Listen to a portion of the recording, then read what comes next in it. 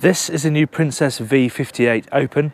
It was launched at the Southampton Boat Show. Now the previous V58 was a really successful boat for Princess and very popular, so they're going to be wanting to have more of the same with this boat. It will be available as a deck saloon version as well, but this is the open version, which means traditional sports cruiser layout, open back, huge sunroof as well, all about life on deck on days like this. Let's take a bit of a closer look. So the deck configuration on the V58 Open means that you have a tender garage, which is large enough for a Williams 325, and also means that your bathing platform is completely clear. Obviously it's high-low, so it goes down into the water. And you also have a crew cabin just down here to starboard, which is an option. It's storage if you don't have that spec. But the best part of the V58 Open is the main part of the cockpit, so let's go and have a look.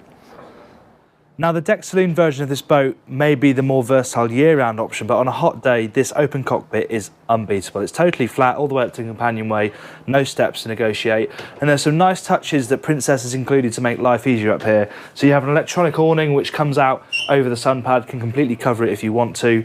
There's also a television up here which is weatherproof, so you don't have to worry about it getting sprayed or anything like that, but it does mean that you can sit and socialise up here and you don't have to go downstairs to watch TV. This teak table is also adjustable electronically. That makes life easy. And just look at the amount of seating here. How many people could you have sat in comfort for a barbecue or something like that? It's a proper party platform. And then as you come further forward, you have this neat L-shaped arrangement here. It's raised pretty much the same height as the helm so that people can sit and join those in the helm seats when the boat's moving along. And you also do have a chaise longue section to make the most of this amazing sunroof too. Despite this being such a cockpit-centric boat, the saloon area is actually pretty good. I mean, bearing in mind you're only really going to use this in the evening or if the weather's really bad. You've got a good sized galley. This return means that it can be used as a little bit of a breakfast bar as well. They have managed to fit a full-size fridge and freezer down here, which is really good to see. Obviously the dinette is pretty compact but serves a purpose for when you're stuck down here. And then accommodation wise, you have 3 cabins.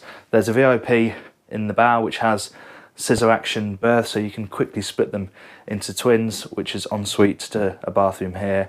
Then there is another guest cabin, which is a bunk cabin, slightly compromised. It's a little bit compact and the bunks are quite close to each other, but it's perfect for kids and a nice option to have it.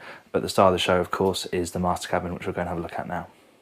You can tell by our proximity to the waterline, thanks to these huge windows, just how low this cabin is in the boat, and because of that the headroom is really good, especially at the end of the bed here. Loads of room above my head here, and even though you step up around this side of the bed, they've compensated for that in the ceiling, so on this side at least you can walk right down the side of the bed or to this little settee here. The other side of the bed doesn't fare quite so well. You do have to step up and then step up again, so by the time you're around this side it's a little bit cramped. But it's not too bad, and storage in this cabin is good. There's drawers under the bed, there's the row of little cupboards there, there's a big hanging locker which leaves your ensuite bathroom, which is just here.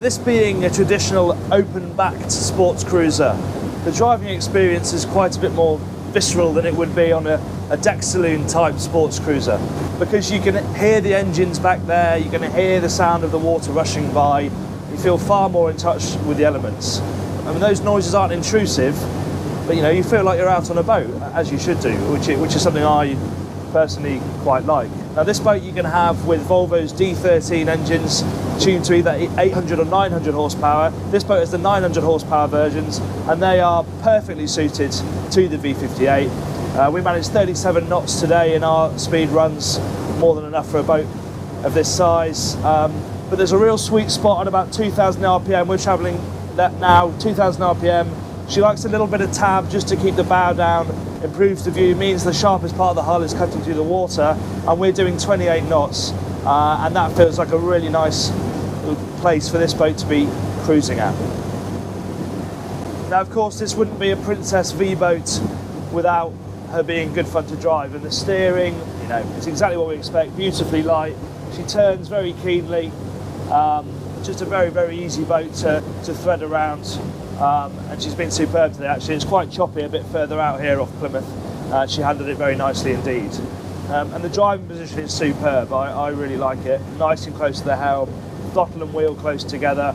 The view out is excellent. I mean, look at the size of these windows, and they move up and down as well. You've got them both sides, so you can very easily ventilate this area if you don't want to open the roof, which is absolutely enormous. And the panes of glass, they just transform the entire area. There's so much light coming in, even when the roof's closed, which is really nice.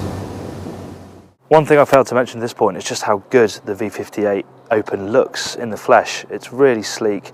The new knife window line that Princess has brought in looks fantastic, and out on the water it does look sensational, and of course it has the performance and handling to match, and it's a real victory for the traditional open sports cruiser. They're a bit of a rare breed, but on the right day in the right weather, totally unbeatable.